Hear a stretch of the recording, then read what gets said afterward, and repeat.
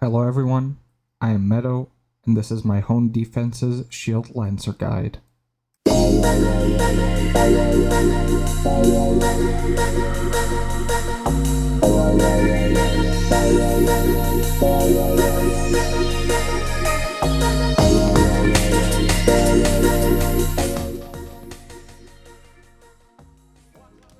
Before I start, huge thank you to Enox for spending countless hours and billions of gold with me for Fury crafting and testing builds and items on Shield Lancer. I couldn't really afford the endgame wormhole build, and he kind of just took my ideas and helped me perfect them, so thank you a lot. Alright, let's get into the build, starting with the pros and cons. Pros of this build, it's very tanky. You can scale your health, resists, and stuff just through plus all skills. Low budget and SSF friendly, you don't really need a lot to get this build going. High damage with low and mid investment. Just with your main weapon, the Flag Lance, you can get up to the billions of damage.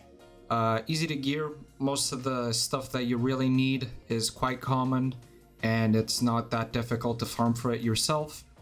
Satisfying playstyle, you got a auto bomber kind of playstyle, you're just gonna be blinking into packs and watching them all explode. And good bossing, this character one-shots pretty much all the content in the game. Hell 5, it just takes a while for your summons to spawn, and after they spawn, the boss just disappears. Now for the cons of this build.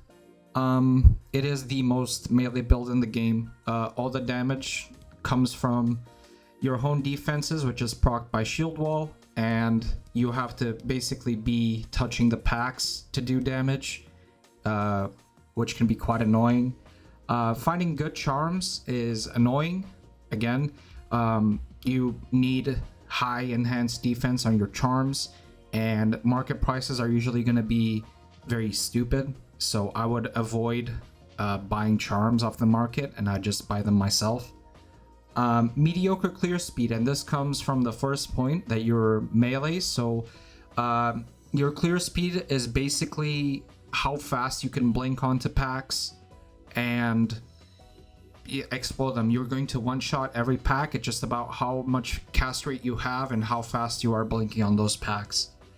Boring endgame gearing. Most of your items are not going to be angelics, and I know a lot of people like to set those end goals, and the only angelics that we benefit from are extremely expensive, so it's likely you're not even going to have them at your end game setup, so it is a little boring and frustrating leveling at times. This comes with most melee type classes that aren't casting, so even if you have cast rate, your home defenses will still take a while to proc, and the damage is going to be pretty low, and if you do choose to level through melee, you're going to have to constantly upgrade your gear, so it can be a little frustrating at times.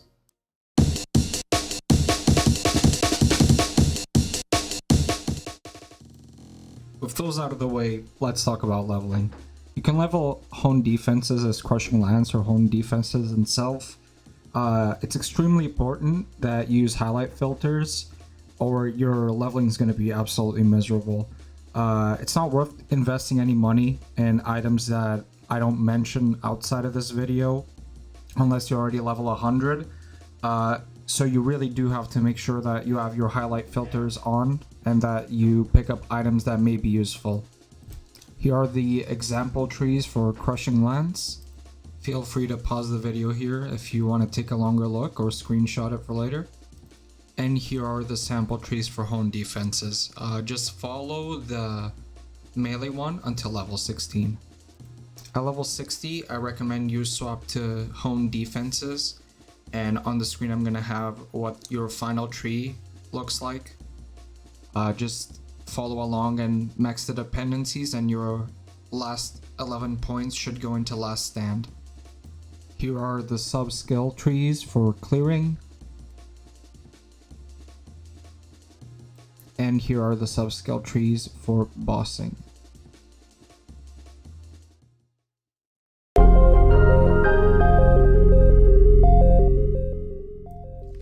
now let's talk about items. The items that I have on the screen now should be the first major purchases that you look forward to. All these items are relatively cheap, and they all give you either a lot of damage or a lot of survivability. You want to make sure to play around with different item setups. What I'm giving you is just a suggestion. You want to make sure that your resistances are capped and that you can comfortably clear a lot of packs quickly. Basically, the best way to evolve from these items is to be killing stuff quickly. So if you can't, you probably need more damage. And if you're getting one shot by everything, you probably need more life. Other than the items shown, you want to make sure that your charms have enhanced defense. About these items, the flag lance is going to be your best in slot item for the entirety of the game pretty much. You want to try to getting the best rolls possible on it. Angle Oksana is a really cheap rune war that's significantly going to increase your damage. The Dragon Seal rings give you a ton of attributes and in turn will give you a lot of damage. These can roll up to 45 armor. Commander Sash is just a nice belt to have early on. I have the Ghost Rune Ward up here just because it's extremely cheap and will give you a lot of movement speed. The Tombstone should be seen as like your first major purchase, I guess. This item is a heroic, so it's going to be a little expensive at the beginning of the league. But this item has really good stats. It has very high defense and has sockets, so you can socket in runes if you need more resistances. Then for your belt, you want an amulet. You want it to have enhanced defense and whatever other stats that you can find with it.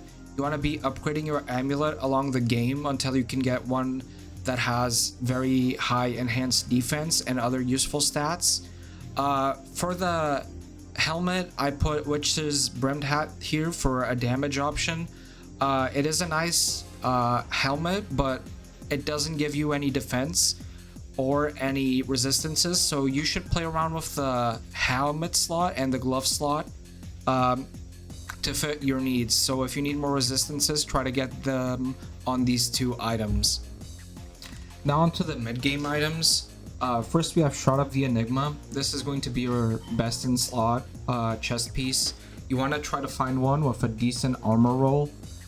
This item gives us a ton of damage. It's pretty much the highest defense armor that we can get.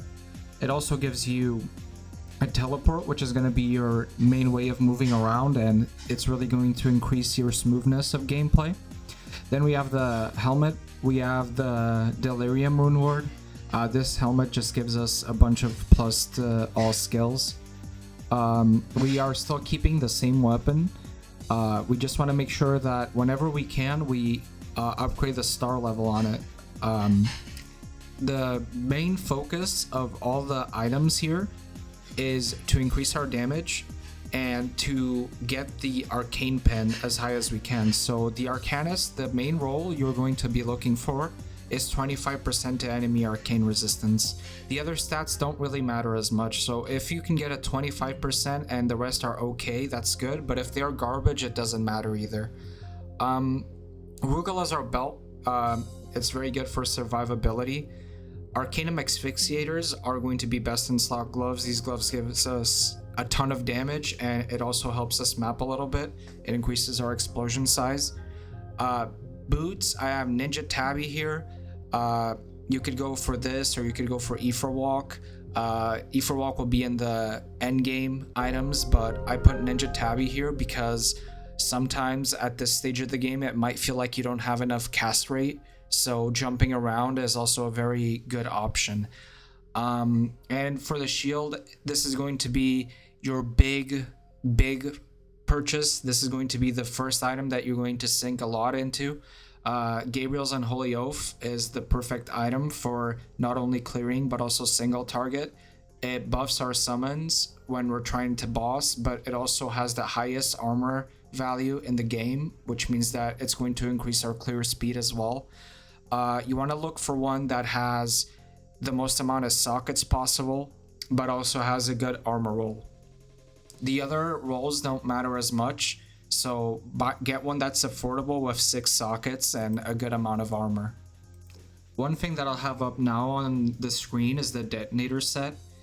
You want to pick this up before your Gabriels. This will make your mapping a lot more enjoyable. Now moving on to endgame items, the first item that you're going to want to grab is the Eternal Death. This helmet gives you a ton of armor and a lot of health. Also has 4 sockets. In these sockets you'll want to socket an Angelic Gem along with jewels that have enhanced defense. The amulet here is just for cast speed.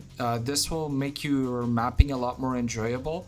For bossing, you still want to take your mythic amulet that at this point you want to have at least 400% enhanced defense on it. For the rings, we have Azazel's Despair. This is basically just a Maxwell Arcanus. This combined with the Rakel's Ritual Band. If you have the Azazels at 5-star, this will give you a lot of arcane pens, so it makes it very easy for you to cap it.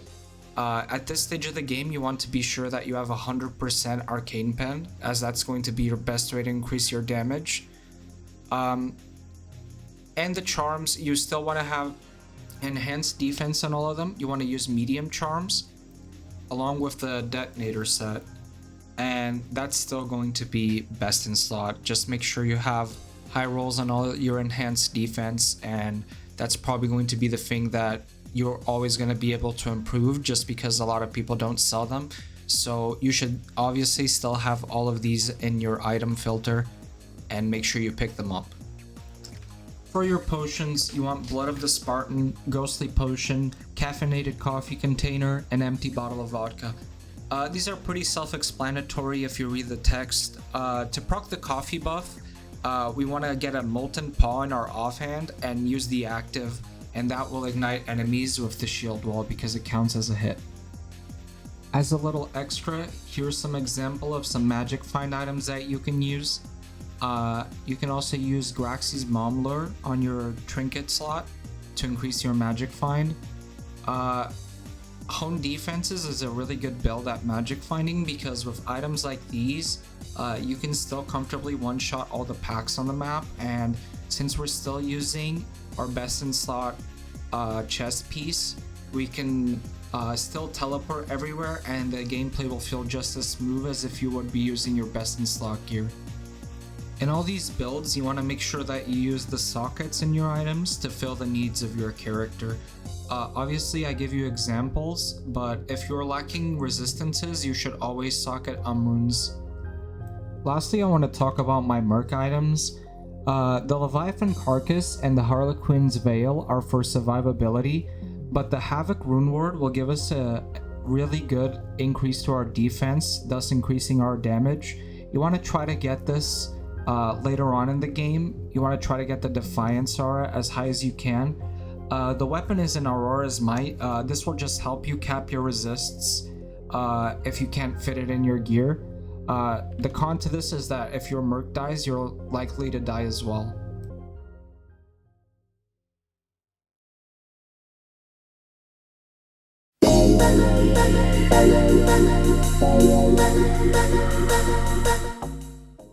Thank you all for watching. I know the voiceover and stuff on this video is kind of sloppy. I kind of just wanted to get it out before season 6. You can easily reach out to me through Discord. I'm usually respond quite quickly, so if you have any questions, feel free to ask. I know there's some stuff missing here. I still want to make a different guide just for deep wormhole and all that stuff, but I hope this covers at least the baseline of what you need to play this build. But yeah, whatever you think that I missed, feel free to comment, feel free to reach out to me on the Discord, and have a good day.